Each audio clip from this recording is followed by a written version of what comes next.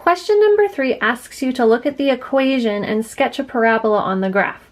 And it says that you need to label the vertex and the y-intercept. So because it's just a sketch and it tells you specifically the vertex and y-intercept, all you really need to find first are those 2 points, and then you just do a quick sketch. You don't have to worry about being totally exact with your x-intercepts, because hopefully when you cross through, it will cross at approximately the right spot anyways, if your vertex and your y-intercept are done properly.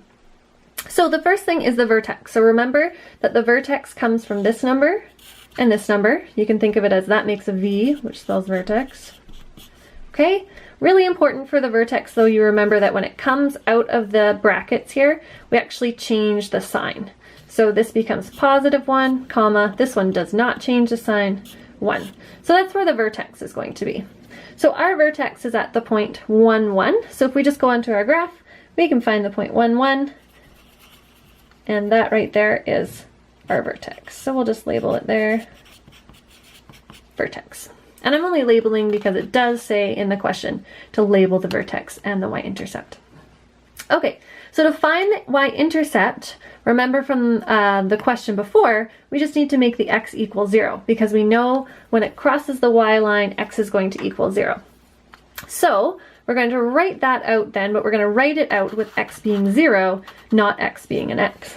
So we have y equals 2 times 0 minus 1 squared plus 1.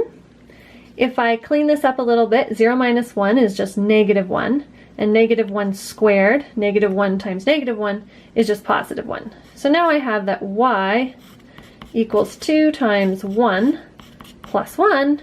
In other words, y just equals 2 times 1 is 2, and 2 plus 1 is 3, so y just equals 3. So I know that my y-intercept is going to happen at y equals 3. So there it is right there, and I can even label that my y-intercept.